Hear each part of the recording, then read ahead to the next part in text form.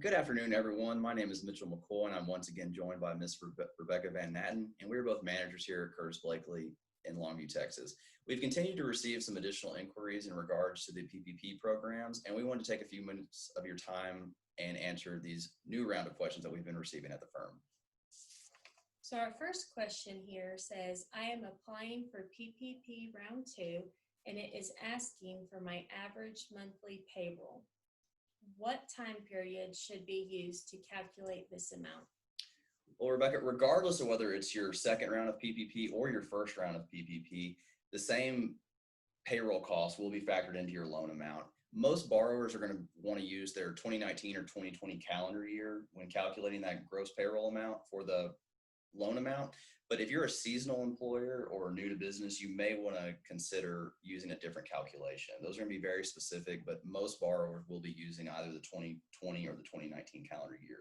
So whether you are applying for draw 1 or draw 2, you can look at your 2019 and 2020 payroll and then decide, I assume, which one is greater. And yes, certainly. I would recommend to all clients to go ahead and run 2019 and compare it to 2020, just so we maximize the loan amount that would be available to us. Another question here.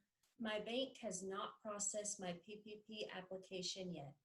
Can I apply through other lenders as well? You're certainly welcome to have multiple applications with multiple lenders. What we experienced with round 1 PPP was that customers' preferred lender, for whatever reason, might not have been able to process the loan in a timely fashion or ran out of access to funds. So as a redundancy to clients, I would recommend that it would not hurt to have multiple applications in, but I would caution you that once you've received an application or you've been granted a loan and you've signed your loan documents, that we want to probably terminate the loan process with the lenders that we're no longer going to be receiving funds from. So you can apply through multiple lenders, but you can only accept one PPP offer. That is correct. And once again, we had previously discussed this in another video, but you're not required to use the same lender that you may have used for the first draw. Perfect. Our next question says, I added new employees during my PPP covered period. Can their payroll be included for forgiveness? Certainly. New employees that were added during the covered period, their wages will be allowed to be factored in for the forgiveness process. It's not going to change your original loan amount because they were not an employee during the calculation period, but for the forgiveness process, any new employee wages will be allowed to be factored into the forgiveness. Okay, another question. If a borrower received an SBA loan or an SBA grant, can they still apply for the PPP?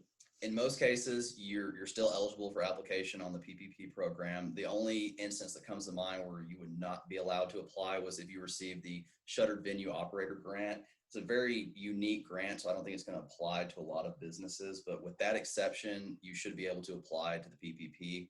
And another area that we've seen some misconception in is previously, if you received idle funds, it was going to reduce your PPP forgiveness amount, but that is no longer the case.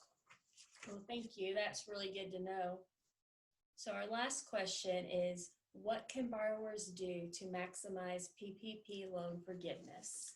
Well, the first thing any borrower is going to have to do to receive the maximum forgiveness is they're going to have to use 60% of the funds on eligible payroll costs. That's going to be wages, health insurance, things of that nature, which leaves us with the remaining 40% that can be covered by other expenditures. And those other expenditures are going to be things of like rent, interest expense, utilities. And there were a few extra other operating expense areas that were added into the forgiveness process.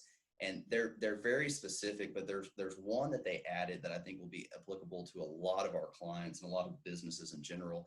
And for those that might have added covered worker protection expenses, so a lot of businesses increase their sanitation efforts to stay within guidance of Health and Human Services Department.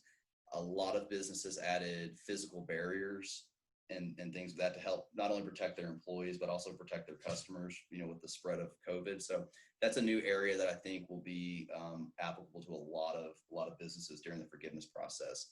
And what we're really honing in on for the maximum benefit in this 60-40 split between payroll and non-payroll expenses is there's a lot of tax credits that are available and will be becoming available that we want to see our clients receive the maximum, not only the PPP loan forgiveness, but also be able to take full advantage of the tax credits that are becoming available. Yes, so the PPP is important, but to consider the total picture and what's most advantageous overall. Exactly. Don't get short-sighted on just PPP forgiveness, because you may be eligible for additional tax credits. So we recommend to our clients that when it comes time for that, to be very diligent on the amount of payroll they're using in the PPP forgiveness process. Well, perfect. Well, thank you, Mitchell. And thank you everyone for watching this video. If you have any questions, we would love to answer those for you. So feel free to contact any one of us at Curtis Blakely and Company. And until then, take care. Thank you. Bye.